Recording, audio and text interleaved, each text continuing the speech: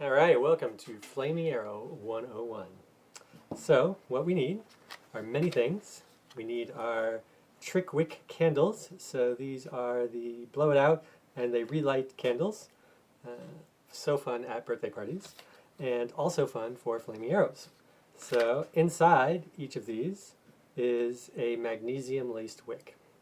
And the magnesium burns extremely hot, which you need because the arrow travels fast enough that if you fire it with anything on there on fire, it blows it out immediately and doesn't relight again. So it doesn't have that nice dramatic effect.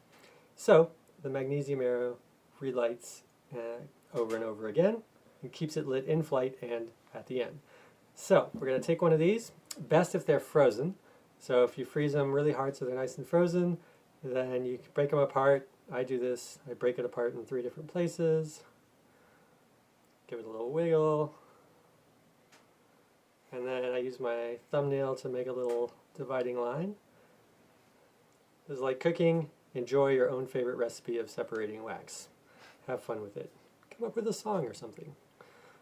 And then you can see that there's a little bit of gray on the wick. As you can see on this lovely example here. If the wick is picked clean and you see it white, then you have a regular candle wick that won't do much. So you want to leave the magnesium on there. So there, see that the white part? You don't want that. You want the dark part. So you continue along this process, and whichever way you want, pull the wax off. Again, frozen makes this oh so much easier. And you go along. All right, we're going to do a Julia Childs. Ta-da! All done. And now the other pieces you need. You need 8 of these. You need a piece of cheesecloth, which comes in these nice little bolts like this. And 1 fold is about what you want. So as you unfold 1 piece, it makes a nice little crease, and that's how much cheesecloth that you're going to use. So we have our piece here, we have our 8 wicks, we have our 3 twist ties. You want these to be paper twist ties, not the plastic kind. The plastic kind melt and they don't burn, and they don't work as well. So these, you can get these at your fine local grocery store, beg, borrow, or steal, and they're yours. All right, so next, the assembly. You have 1 long sheet like this, fold it in half, a little crease, grab your handy dandy scissors, and cut it in half. All right. Now, for the first one, you're going to fold it over about 1 inch. So you have this piece here is about 1 inch. So fold it back over, like so. Then we're going to take our arrow, and this is an XX75 Game Getter aluminum arrow made by Easton. You want these to be aluminum arrows because they take a really long time to melt through, which is important because the arrows need to burn for a little while. Maybe we'll see this later. They're 32 inches long because this last chunk here, about that much, is going to be covered in cheesecloth, and when you draw back, you don't want to be burning your hand. So the 32 inches is because the last 4 inches or so are on fire. You take this last bit here, and get your twist ties, 1 of your twist ties ready, and get some of our 4 wicks. Now 8 wicks is what I use. I do an inner layer and an outer layer. So I'm going to take my cheesecloth, and this thick part here is because later on when we dip it in kerosene, you want this part to be the sponge and hold the kerosene fuel, and this part here you want to be mostly dry. It'll have a smattering of little sprinkling of kerosene but not be soaked. Again, we're doing this because we don't want the arrow to be very heavy. You could make a flaming arrow out of flaming pine pitch or many other tree saps, but it's very heavy, and you would need to fire at least a 70-pound bow.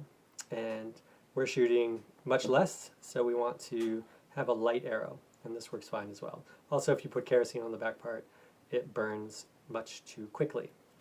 So I'm going to take this, and this one I want to write very tight. I don't want there to be a lot of air in here because I want this inner wick to burn slowly. I wrap that tight. Notice that you can see the tip just coming out the end there. Nice clean line there, nice and tight. And then I'm going to put this on my twist tie and one wick. So I'm going to put it there. And you want this twist tie to be 1 inch back.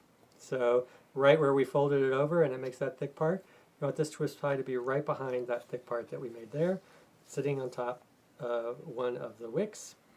I'm going to take my other 3 wicks, place them over here, 1 and 2, so they're nice and level with the front.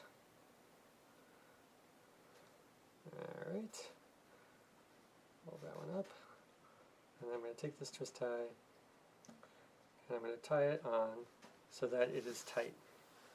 Now I want to put this on, keep that tight, spread my wicks out, sometimes they bunch together, not a problem. Spread these out a bit. Okay, and then if you can get it wrapped around again, then go ahead and do that.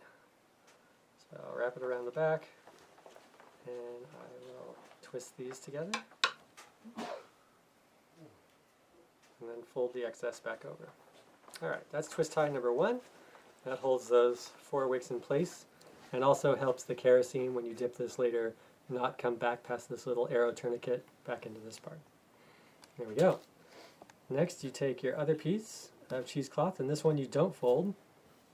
You leave it longer. And we're going to wrap this one as well, but we don't need to wrap this one so tight. This one we can keep loose. So we wrap that one. This is the showpiece. So this is what burns and makes the nice ooh and ah of the flame. But what you are waiting for, another one down there, is for the arrow to burn long enough for the second set of wicks in here to catch and the cheesecloth to be nice and burning underneath. So it usually takes about 45 to 90 seconds, depending how tight it's wrapped, depending how much kerosene you put on it, etc., etc. So you put that on there. Make another one. And last, so now we've got 8 wicks, 4 on the inside, 4 on the outside. This goes right over where the other one was. So put that there. And we'll put this one here. Let's go a little bit forward. There we go. And I do this one. And this one isn't going to reach around again, so you twist a couple times. Take your handy dandy scissors, cut off the excess.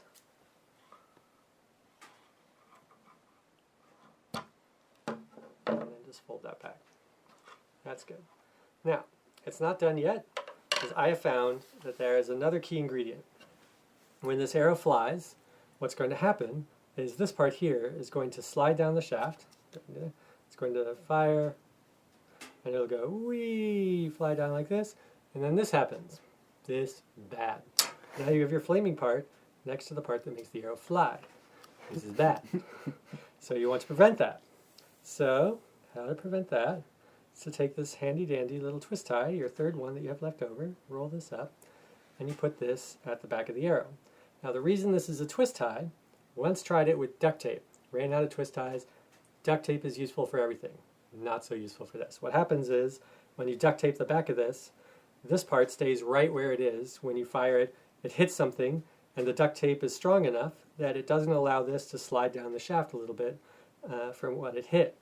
And you want that to happen because although this is all nice and flaming, when it hits something, you want this not to actually enter what you're shooting at.